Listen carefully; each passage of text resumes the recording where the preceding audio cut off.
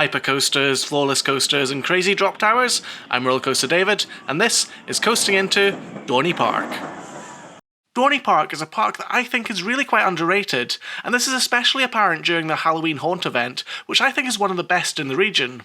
It's one of the parks managed by Cedar Fair, and sadly they do seem to have neglected it a bit, as they haven't added a new coaster in over a decade, and the last one that they did add was a hand-me-down from the closed Geauga Lake.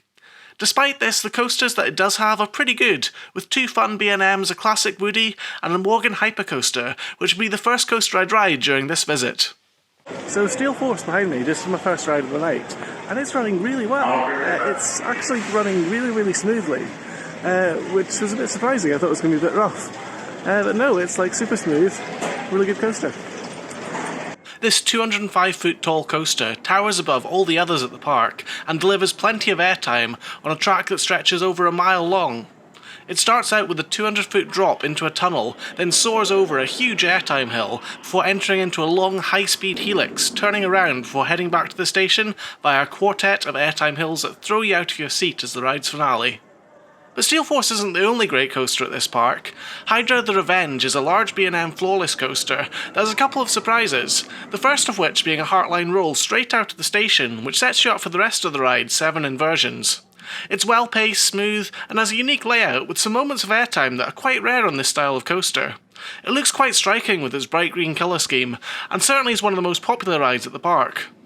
In putting this video together, I actually discovered that the name of this coaster, Hydra the Revenge, is a reference to the coaster it replaced, and had previously stood in the same location, one called Hercules.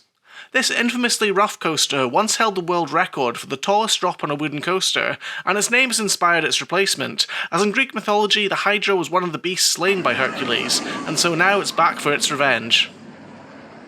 Talon is the other B&M coaster at this park, and it's a custom inverted model that's one of the first rides you'll pass as you enter. You can't really go wrong with a B&M invert, and this ride's a fun addition to the park's lineup. It's not the most forceful version of this kind of roller coaster, but it flows gracefully through its sequence of elements, and it's got some nice ground rush sections near the end that keep up the speed and make it feel fast.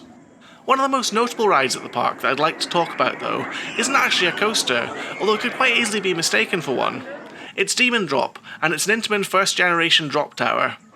This type of ride is getting really rare, and this is the last one still standing in America, with one other version of the ride in Italy and 3 in Japan, and that's it.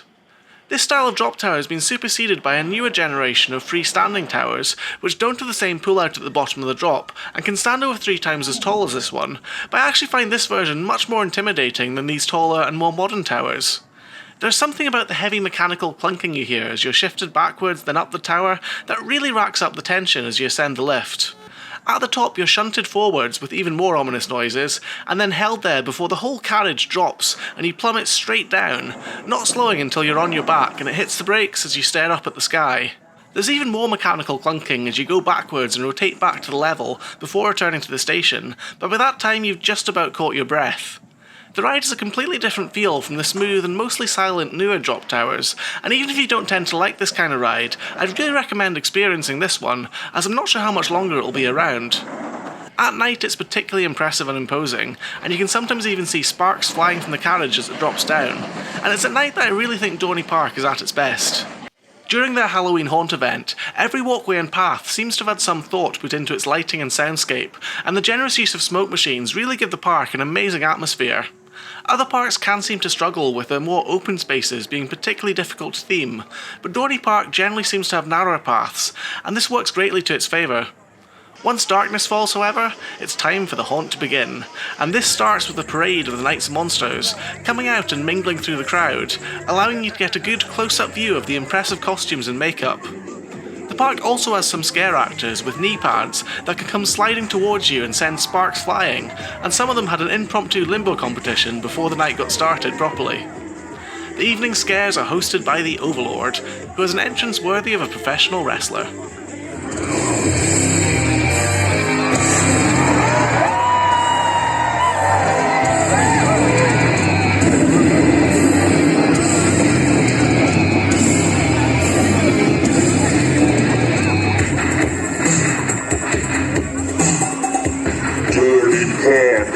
It is I, the Overlord. I've returned to unleash my terror upon the pathetic victims here at Halloween Haunt. After a casual bit of human sacrifice and a little bit of dancing, things really kick off. Let Halloween Haunt begin!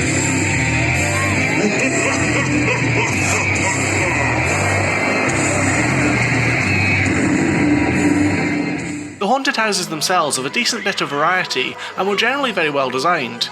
One is a creepy wax museum where you're never quite sure if a figure's a waxwork or a real person. Another is a fairy tale house that you go through in darkness with only a small torch to light up the environment.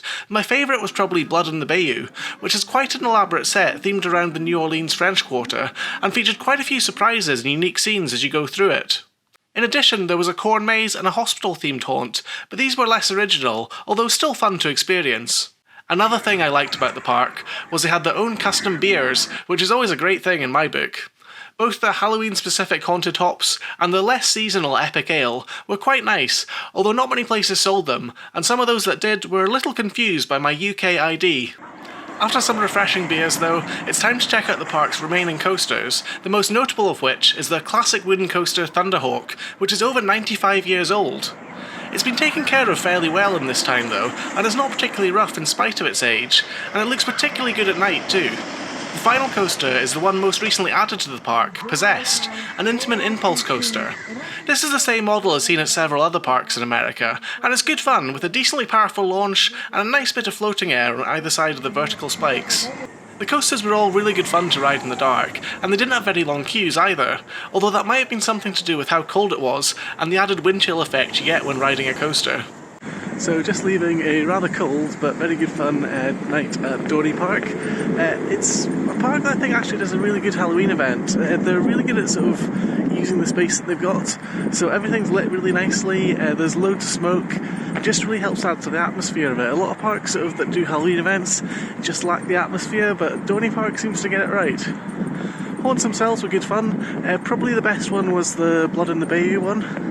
It was just a little bit different from other ones I'd seen and was good. Anyway, it's now very, very cold. It's about 2 degrees Celsius, which riding coasters is very cold to do in.